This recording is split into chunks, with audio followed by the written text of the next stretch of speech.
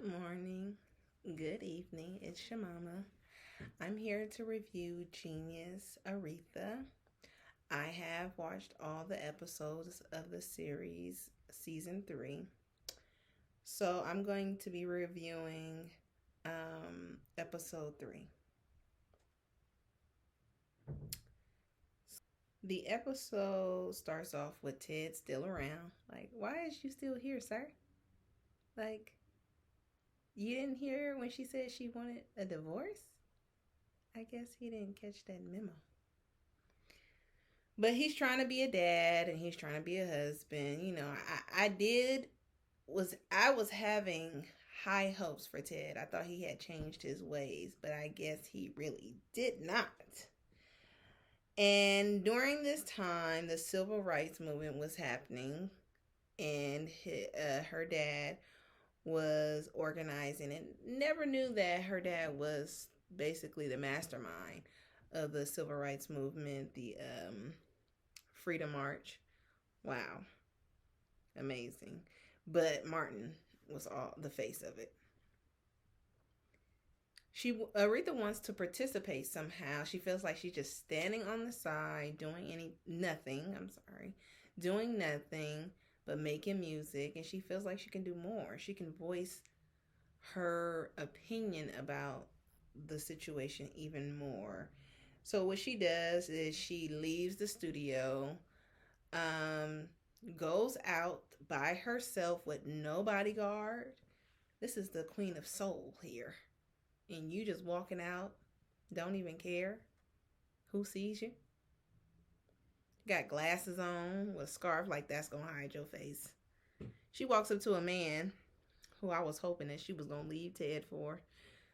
But she decides to hear what he has to say, what he's offering. He hands her a pamphlet and lets her know what he is doing. And she decides to go ahead and start handing out the pamphlet.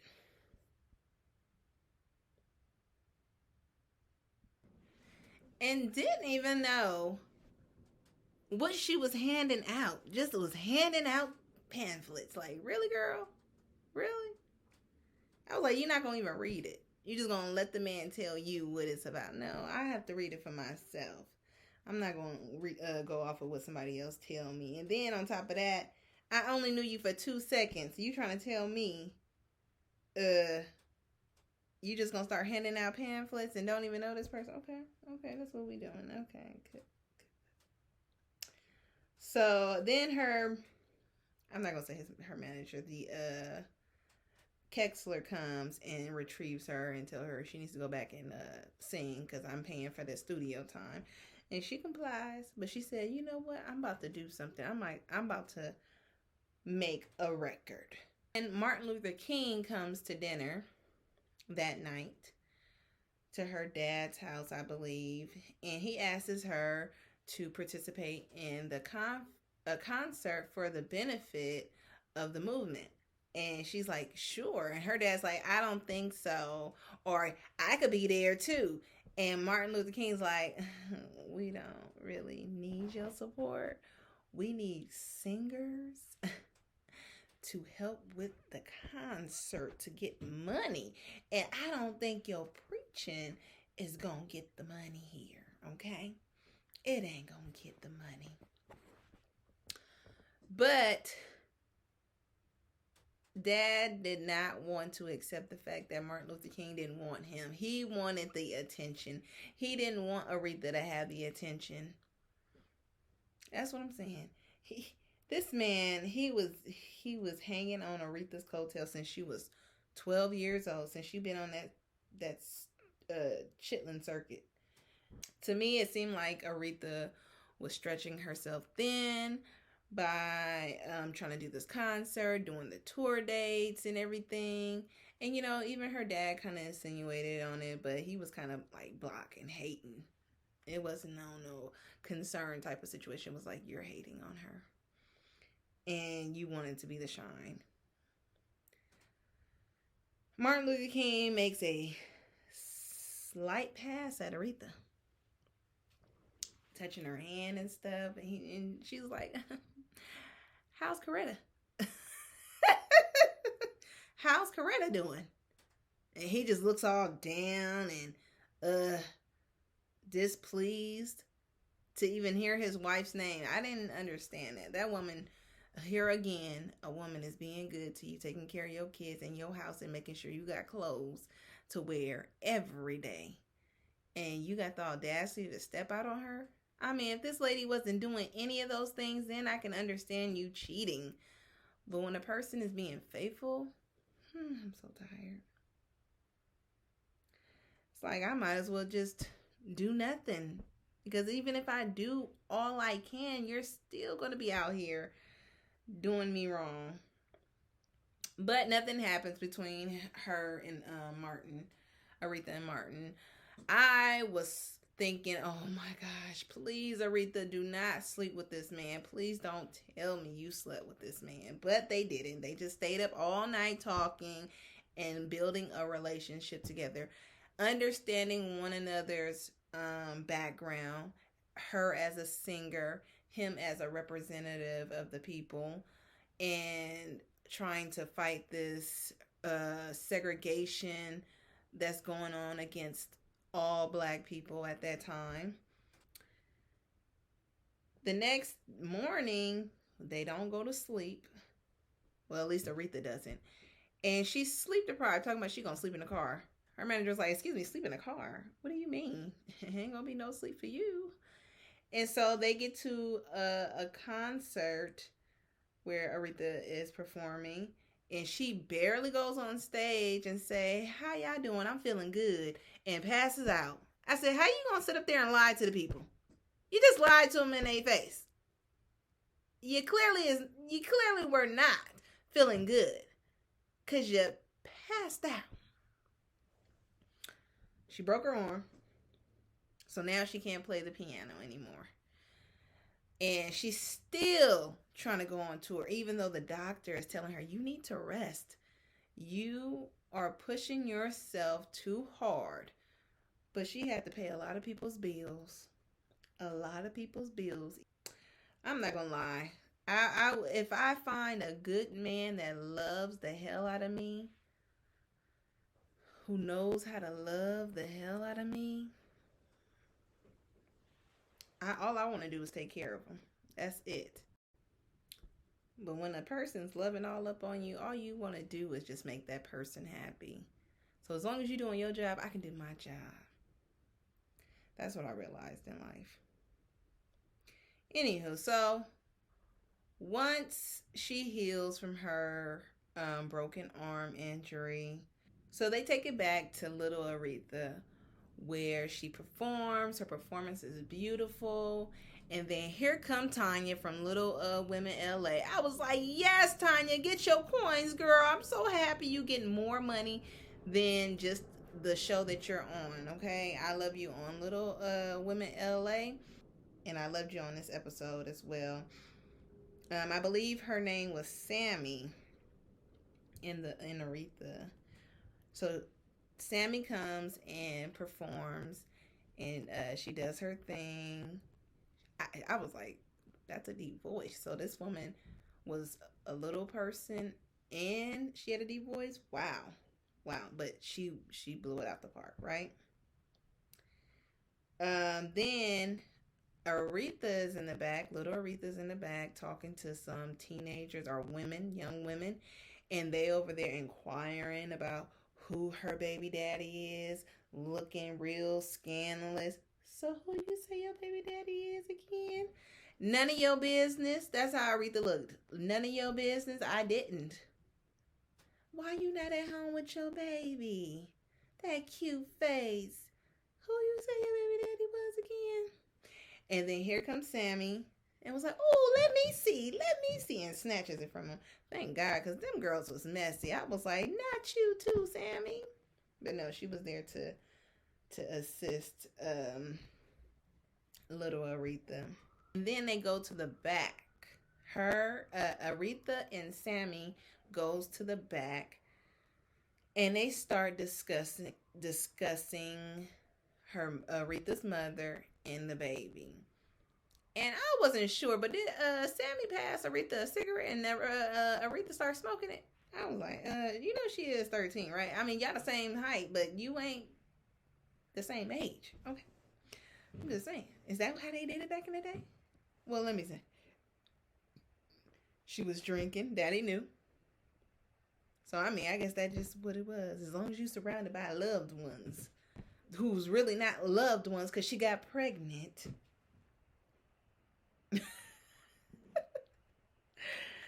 So her and Sammy's talking, and Sammy let her know, look, girl, if your mama was here, you wouldn't even have no baby. And I knew your mama personally. But they get into some fun. They go see Sam Cooke at this club. Sammy gets her in, and they come back. The dad's drunk, okay, gone. Where do you think you been? I do not like people like that. I do not like people like that. That is disgusting to carry yourself like that. Aretha comes back from the concert. Her dad, who was extremely incoherent, tells her, where you think you been. Now CL wants to be daddy now. More like drunk daddy. More like sleep around daddy. More like you a child yourself daddy. That's what it was giving off to me. Like a child is raising a child. And that's why they was like this. Because they was on the same level. They was on the same level. She had on Sam Cooke's jacket. She was just so upset. He snatches the jacket away from her. So it goes back to Aretha being an adult. And her and Martin Luther King sneaks out of an acknowledgement of Aretha. A party for Aretha. I don't know what it was. Okay. It was a party for Aretha, and they sneak out. And here is Martin again flirting with Aretha, making a pass at her. She asks him, hey, you mind doing one of your sermons for my album? And he said he would. And, he said, but how is your daddy going to take that? He going to have a problem. Oh, I can take care of him. Oh, yeah, you know how to take care of your family, huh? You know how to deal with the situations, huh? Yeah, And then he touches her hand. I won't say seductively, but it was inappropriate. If Coretta was standing there, I know she would have hit you with her pocketbook. I know that. She would have knocked you out. Because I would have knocked you out had I walked. Excuse me, Martin. Is there not a ring on your finger? Something wrong. Something wrong with men. We already know how Martin Luther King's story ends. It's been told a billion times. Yes, it is a tragic story. Yes, the man was murdered. You know what I think? I think the same person who shot Kennedy shot Martin Luther King. That's what I think. Because it's funny how they both got shot in the head by a rifle. Or, I forgot what you call those. Is it a rifle?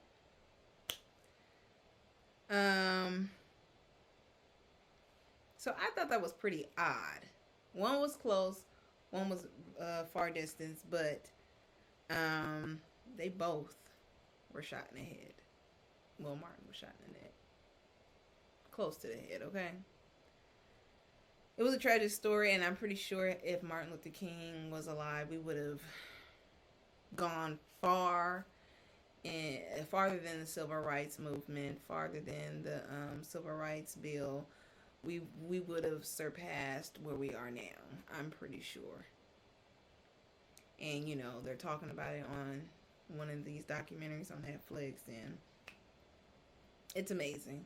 It's amazing how far we've come. I won't say that we have come like a distance. Like we haven't went really anywhere, but it's farther than when we were. What is it now? 500 years ago. 18, 19. No, almost 300 years ago. Almost, right? No, no, no, no. Sorry. 200 years ago. Wait a minute. When was slavery emancipated? It was 1863. I know that, right? Right? I'm not stupid. Okay? Emancipation.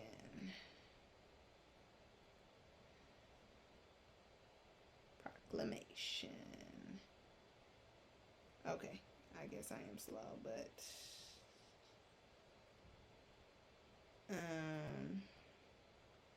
1863. Okay. So then it will be 100 years, 1963, and then 2063. That would make it 200 years, right?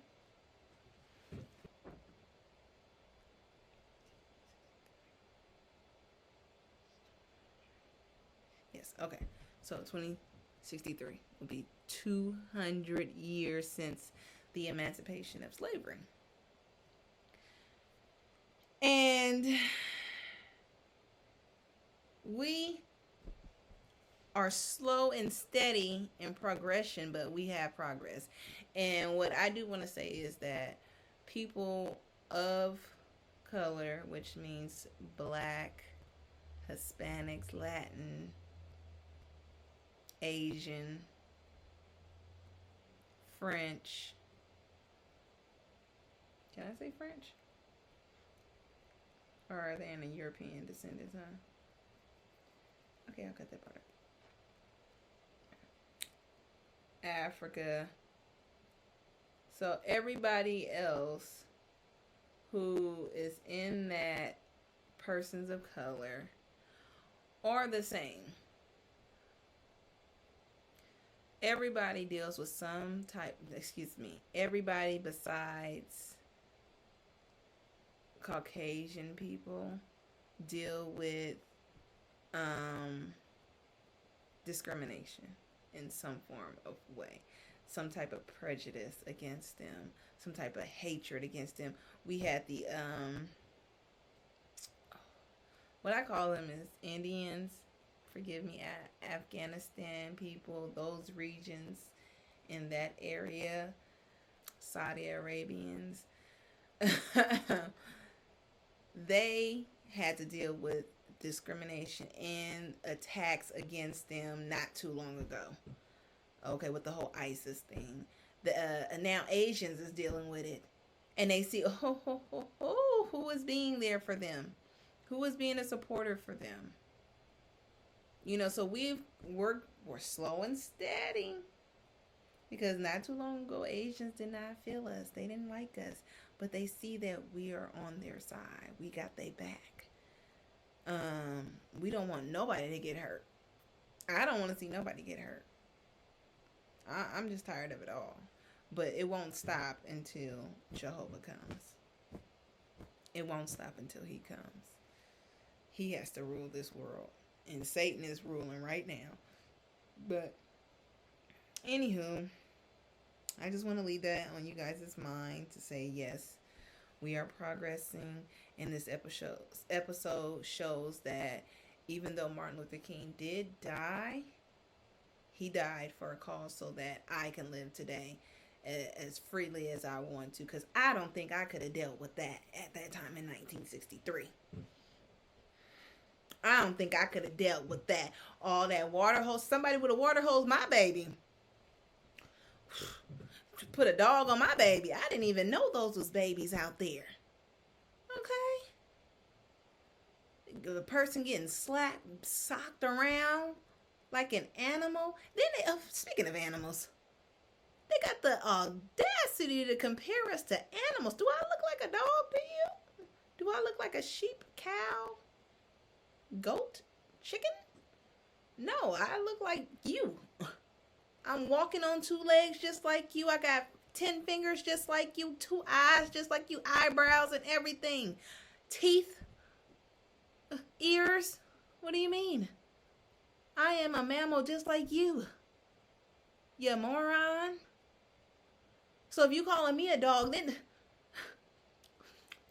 everybody knows you got to separate the white chickens with the black chickens. Are you dumb? Are you dumb? Are you dumb? Don't be stupid. Don't be stupid. Don't be dumb. Condescending. You just didn't like us because we were the best. Like, we are the best still to this day.